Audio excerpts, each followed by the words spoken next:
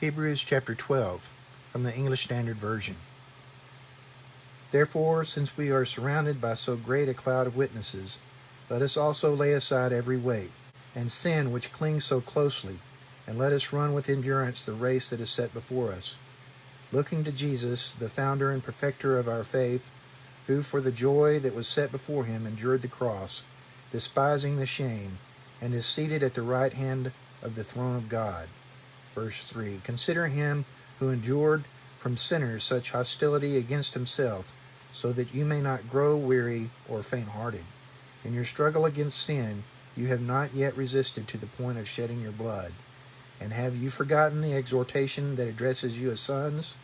My son, do not regard lightly the discipline of the Lord, nor be weary when reproved by him. For the Lord disciplines the one he loves, and chastises every son whom he receives. Verse 7, It is for discipline that you have to endure. God is treating you as sons. For what son is there whom his father does not discipline? If you are left without discipline, in which all have participated, then you are illegitimate children and not sons. Besides this, we have had earthly fathers who disciplined us, and we respected them. Shall we not much more be subject to the Father of spirits and live? For they disciplined us for a short time, as it seemed best to them. But he disciplines us for our good, that we may share his holiness. For the moment all discipline seems painful rather than pleasant, but later it yields the peaceful fruit of righteousness to those who have been trained by it. Verse 12, Therefore lift your dripping hands and strengthen your weak knees, and make straight paths for your feet, so that what is lame may not be put out of joint, but rather be healed. Strive for peace with everyone, and for the holiness without which no one will see the Lord. See to it that no one fails to obtain the grace of God, that no root of bitterness springs up and causes trouble, and by it many become defiled, that no one is sexually immoral or unholy like Esau, who sold his birthright for a single meal. For you know that afterward, when he desired to inherit the blessing, he was rejected, for he found no chance to repent, though he sought it with tears.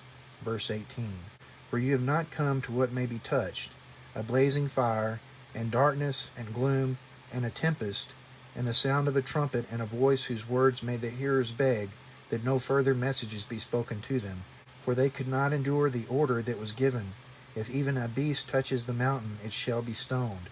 Indeed, so terrifying was the sight that Moses said, I tremble with fear.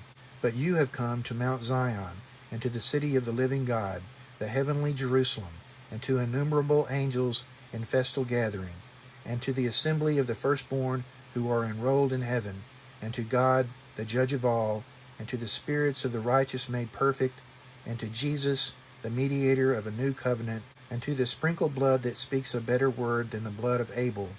Verse 25, See that you do not refuse him who is speaking. For if they did not escape when they refused him who warned them on earth, much less will we escape if we reject him who warns from heaven.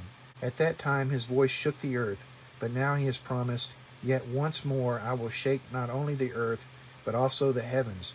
This phrase, yet once more, indicates the removal of things that are shaken, that is, things that have been made, in order that the things that cannot be shaken may remain.